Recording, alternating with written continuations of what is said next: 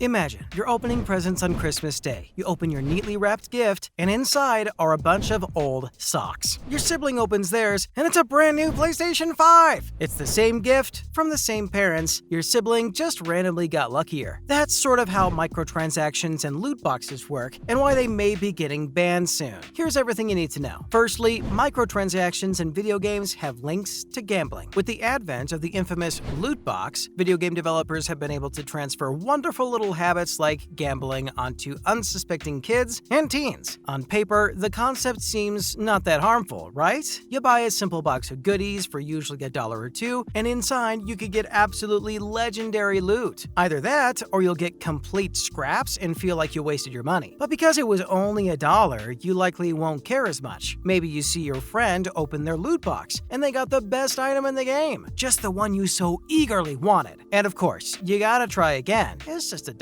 right? How badly could that hurt? And so you use mommy's credit card and try again and again and again. And that's where the problems begin. Microtransactions, particularly loot boxes, seem like a baby's first steps into the world of gambling. And despite how cute a bunch of toddlers sitting at a table playing poker may look, trust us, the real-life version of this isn't nearly as charming. Now, Netherlands is likely to ban loot boxes. Considering just how popular loot boxes have become as a way of monetizing games nowadays, many countries have jumped onto the discussion and they're not happy. The Netherlands, in particular, is moving to pass a bill banning in-game loot boxes. The concern is, again, with the idea of these loot boxes being linked with gambling. While the country's the newest to jump on this bandwagon, they are far from the first. In fact, just earlier, Belgium followed along with a similar action. The Netherlands is known for its strict laws against gambling, and it looks like video game developers can no longer hide behind the excuse of, "but it's just a game," anymore. Hey, if there's real money involved, who cares if it's a game or not, right? The bill to ban loot boxes was given support by 6 political parties in the country, and is now set to be passed by the Senate. The country plans on reviewing each game on a case-by-case basis to see just the extent of microtransactions. And in some cases, like Diablo Immortal, where the entire game just looks like a scheme to take away more and more money from its players, the mad lads in the Netherlands actually banned the game entirely. Talk about a boss move. With just how many politicians in the country support this bill, it's likely that loot boxes will be banned entirely in the future. Companies like Activision Blizzard make up 60% of their revenue through microtransactions and will likely have to find other ways to make up that lost money. Maybe by making good games? No,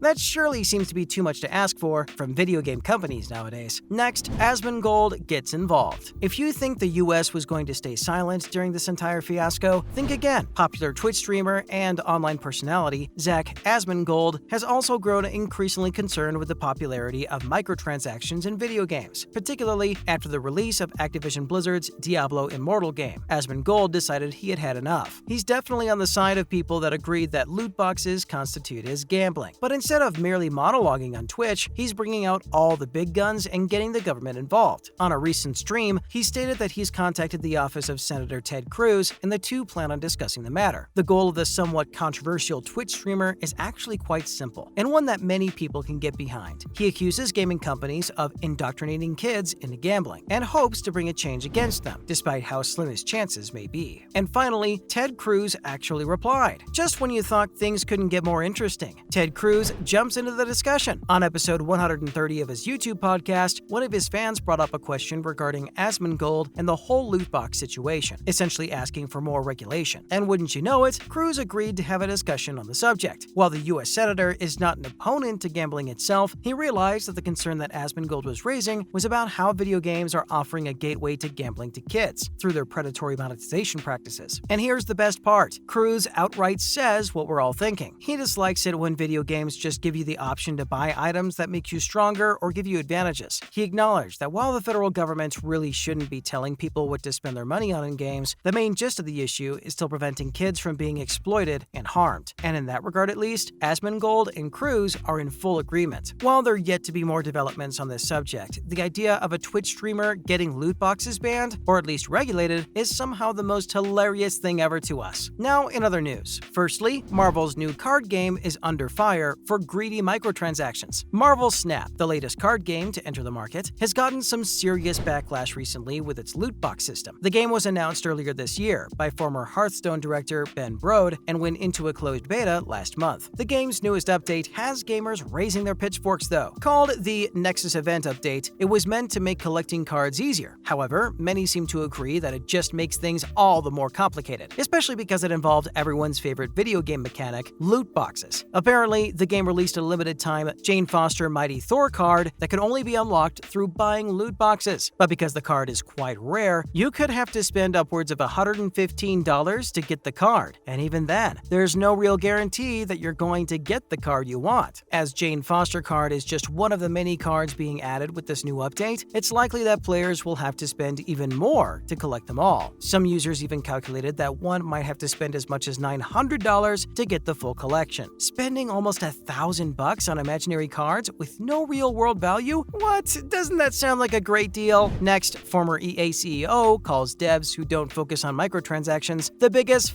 idiots. The former CEO of EA, also known as one of the most universally disliked video game companies, even ranking as the 5th most hated company in the United States by USA Today in 2018, had a lot to say recently. John Riccitiello spoke up on microtransactions in video games, calling developers who avoid adding them in their games very early on are both pure brilliant people and also some of the biggest idiots. Riccitiello added that he's been in the industry for a very long time, and it used to be the case that developers would simply throw their games at publicists and the sales force, asking them to make it profitable without any prior interaction. The results could go in any direction, but nowadays, he asserts that it's important to realize how to make a successful product first, and this reality is something that the industry seems to be divided on. Unsurprisingly, the comments got many video game developers upset, some of whom called out the former CEO on Twitter. Microtransactions continue to be a hotly debated topic among the gaming industry, and with people like John Riccitiello adding more fuel to the fire, it looks like he'll have enough warmth to last the winter. Finally, Multiversus shows Diablo Immortal how microtransactions should be handled. Multiversus is becoming the go-to PC Smash Bros. Fighting game, not just in its gameplay, but it seems even the microtransactions in the game are much better handled than the likes of Diablo Immortal, which recently made headlines as one of the most horribly monetized games ever conceived. Unlike Diablo Immortal, Multiversus doesn't advertise its microtransactions to players every 2 steps, and the things that can be bought are only cosmetic. Players who want specific skins, emotes, and ring-out animations may need to fork out some extra cash to get them. These are purchased with the game's premium currency called Gleamium, but while it's certainly much less predatory than Diablo Immortal, the cost of this currency isn't low either. With ring-out animations costing about 1,200 Gleamium, users will have to pay around $10 to $12 for just a single animation. Similarly, legendary skins for characters can be worth anywhere between $16 to $20. While the prices are quite steep, there's still hope in the fact that the game is still an open beta, and with enough feedback, maybe, just maybe, they'll be adjusted till launch. But as we've seen countless times in the past, that may just be a pipe dream. That's a wrap for this video. See you in the next one.